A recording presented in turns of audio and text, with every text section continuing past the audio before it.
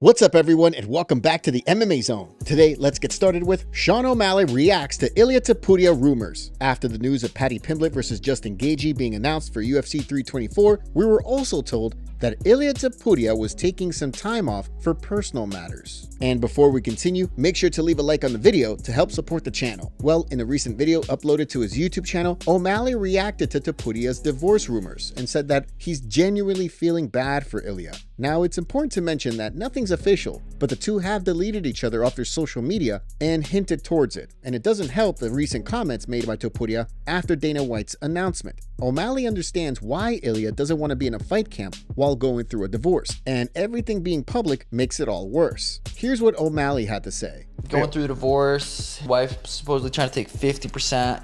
God, dude. I feel so, that sucks. And it's all public, which makes it even just worse. When you're going through that type of, you definitely don't want to be in fight camp. I guess he was supposedly messaging girls, which is like, you can't be nice to the other species. Yeah, no, that sucks. So I do genuinely feel bad for him. And yeah, I mean, all that.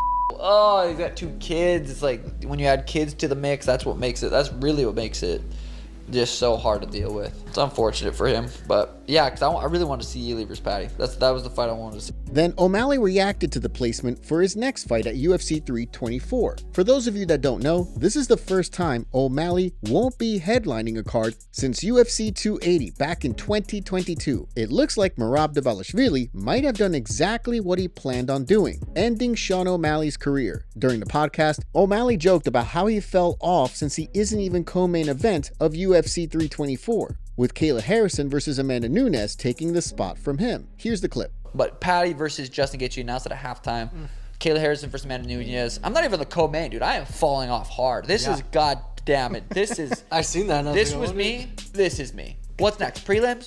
Early. Jesus, early prelims. God damn it, it's not going good. You're fighting in Great Falls again.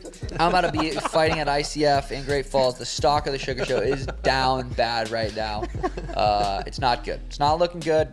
O'Malley also said that he wanted the fight against Yadong to be a 2-round fight with 3-minute rounds, but the UFC declined the offer. 15-minute fight. People are like, why isn't it 5 rounds? I'm like, I wanted it to be 2. I asked UFC, I said, hey, what do you think about this? 2 round, 3 minutes. They're like, no. I'm like, fine, 3 5s, whatever. It's weird. My last 4 fights were title fights. My last 4 camps were 5-round camps. It was a lot, man. It was a lot. So 3-round camp, super excited. Probably do a 3-week fight camp. 1 week for each round. So I'm excited about that. We're back. Sugar versus Song, UFC 324. While we're on the topic of Song Yadong, everyone in his gym surprised him and dressed up as Sean O'Malley for his birthday. Here's the clip.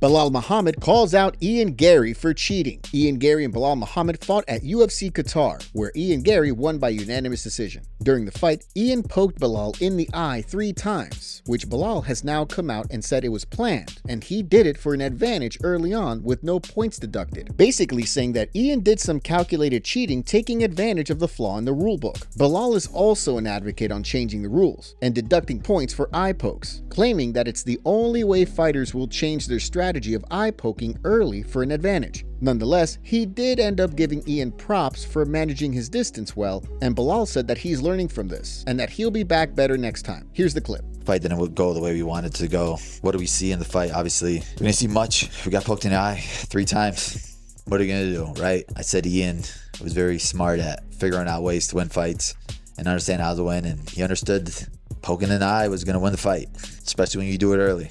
Especially when you don't get points taken away from you. The rules need to be changed. There needs to be repercussions. Otherwise, guys are going to keep doing it. What's the point? No, Ian was pretty smart. We knew it was going to be, he's very good with his distance management. We knew he was going to be sticking and moving. 3-round fight, you got to start faster. You got to start earlier. You got to catch him earlier. For me, we got to change that. We just got to get better. You grow from these things. You get better from losses, right? But you got to learn.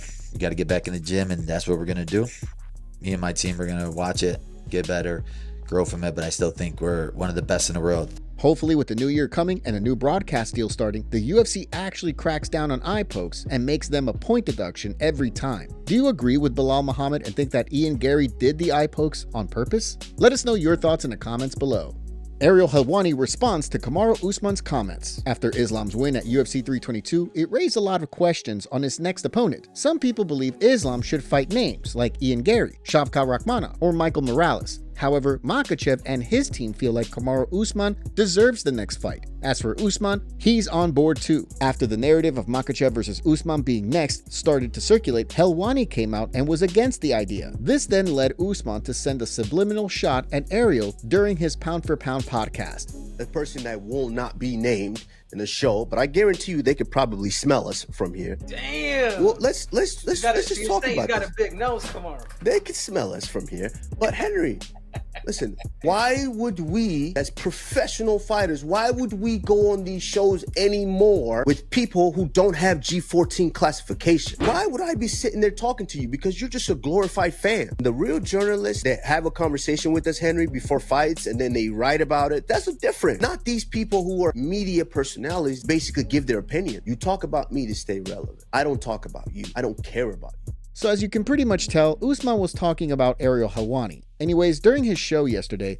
Ariel responded to those comments. Basically, Ariel is saying that considering Usman is 1-3 in the UFC since 2021, he does not deserve a title shot next. Clearly, I have struck a nerve. And what is the nerve that I struck? I had the audacity to say that someone who hasn't won a fight, hasn't won more than 2 fights since 2021. He's 1-3 since 2021. He won 1 fight in June, and then his last win prior to that was a win in 2021. Had the loss against Hamza, which I gave him all the props in the world for, and then the 2 losses against Leon. And I had the audacity to say that this guy doesn't deserve a title shot. I didn't say that he's a bum. I didn't say that he's a never was. I didn't say that he's one of the worst champions of all time. What do you make of the back and forth from the two? Do you agree with Ariel on Usman not being deserving enough for a title shot because of his inactivity? Or are you on Usman's side on this situation? Let us know in the comments. UFC updates. Ahead of this weekend's UFC 323 fight card, let's take a look at what's happening in the UFC. We're going to kick it off with some unfortunate news. With UFC 324 being revealed as the first Paramount card, it looks like us hardcore UFC fans are not getting any fights for 6 weeks. After next weekend's card on December 13th, the UFC will go on a 6-week-long break and return on January 24th for UFC 324. This is probably the longest break we've gotten in a really long time.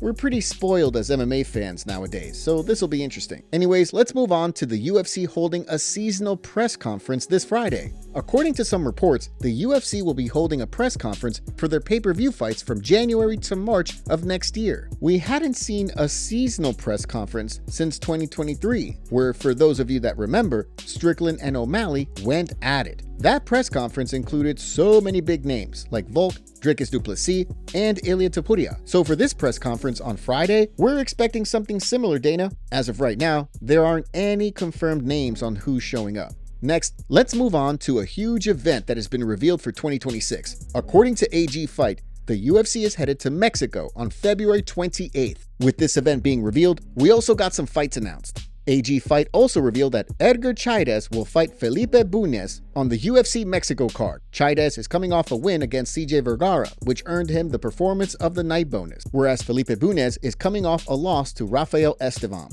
Alongside this fight, it was also revealed by MMA Latino America and confirmed by Big Marcel that Imanol Rodriguez will be fighting Kevin Borjas. Rodriguez is 6-0 in his MMA career and is coming off a win in Dana White's Contender Series. This will be his UFC debut, and it'll take place in his home country of Mexico. Talk about pressure. As for Borjas, he's coming off a win against Sumerdarji, but is currently 1-3 in the UFC. Next, we have a UFC fighter, Josh Hokit, revealing he has signed a fight for UFC 324, but didn't mention who it was against. Hokit is currently on a 6-0 run in his MMA career and is 1-0 in the UFC. It'll be interesting to see who they match him up against next on the first UFC Paramount card. And lastly, we have a potential Ronda Rousey return in boxing? Yeah, you heard that correctly. So after we posted our video yesterday, Lance Pugmire, a boxing journalist, posted an article revealing that Rousey and Katie Taylor were in talks about a fight which would be aired on Netflix.